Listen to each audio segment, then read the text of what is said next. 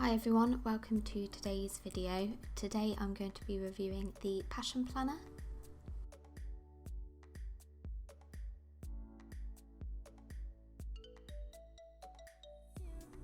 Now, I came across the Passion Planner a few years ago, but I use a bullet journal, so I didn't really feel the need to buy something extra in addition to the bullet journal, but it recently came on offer, so I couldn't resist. The offer was only available on their US site and it took about a week and a half to arrive. If you want something quicker, it's also available on Amazon UK. You can choose between a Monday or a Sunday start, which is handy as it fits different preferences, and then you can opt for either a standard dated planner, an academic planner or an undated planner. This review will just be on the standard dated planner. Whichever option you go for, there's several unique designs and some of the designs are affiliated with different charities, and the ocean blue design that I bought is associated with an ocean protection charity, which I'll link down below if you're interested. For every planner bought, a $1 donation is given to the relevant charity. I'm not sure if a donation's made when you buy off of Amazon, so just bear that in mind if it's important to you. When the planner arrived, my first thought was that it's massive. I don't know why I'd assumed it was going to be A5 size. Here's a view of it side by side with the Leuchtturm journal that I currently use. As you can see, it's quite a bit bigger. It's not A4 size, it's probably midway between A5 and A4. My second thought was that it was beautiful. It has a faux leather cover and this pretty debossed design on the front. It also has a dolphin debossed onto the back, which I thought was a nice extra touch. It just looks and feels nice quality. I'm really pleased with it. So when you open it up, on the left hand side is the give one get one tagline. For every planner purchased, Passion Planner donates the planner to an organisation or individual in need. On the right hand side is a place to put your details in case you lose it.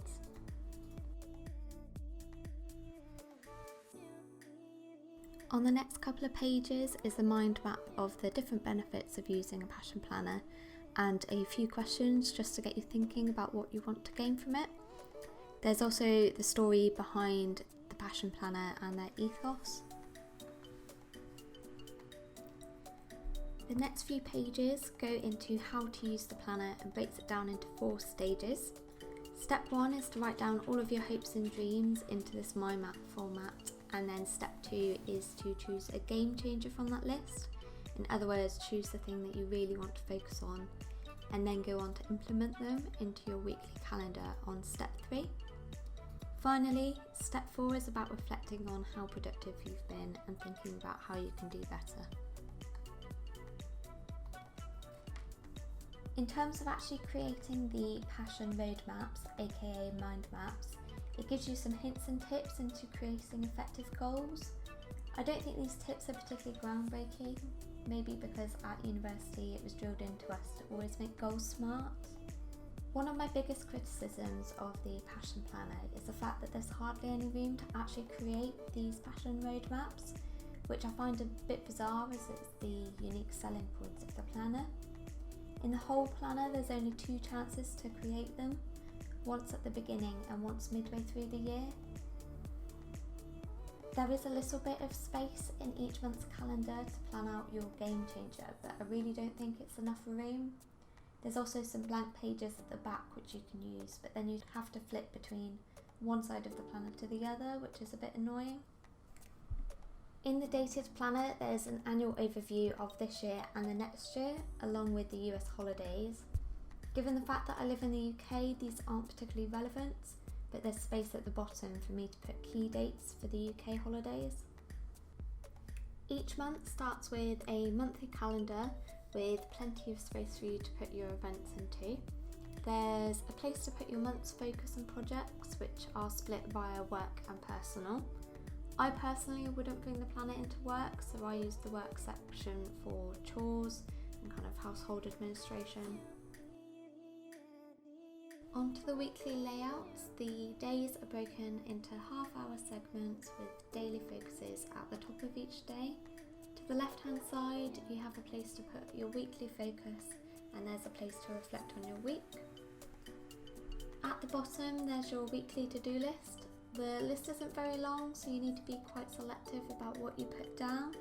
To be honest, I think it's helped me focus a little bit better, and you can always put spare tasks in the bottom right hand side if needed. At the end of each month are a couple of pages with some questions to reflect on how the month has gone and how well you're doing towards meeting your goals, and also gets you thinking about how to improve on the next month.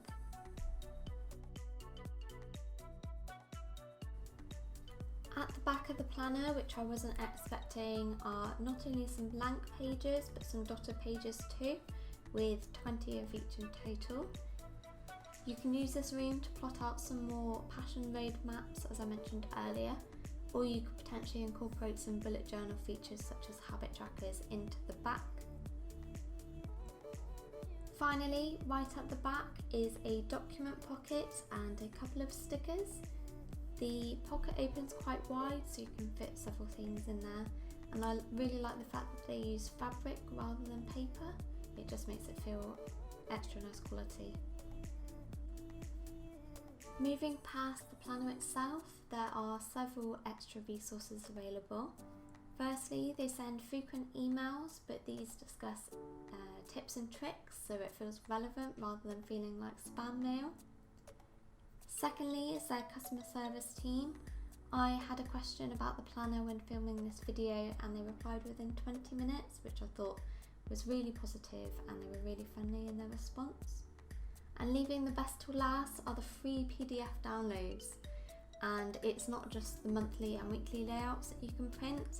There's also passion roadmaps, and there's a bunch of different habit trackers such as water intake or daily workout, etc. And these aren't just free to people who buy the planner, they're free to everyone, so you can utilise this resource even if you haven't bought the planner. To summarise the pros and the cons of the Passion Planner, it has a beautiful design and feels and looks high quality throughout, from the embossed design to the front to the fabric pockets at the back. The pages are 120 GSM, so they're thick enough that pens rarely bleed through.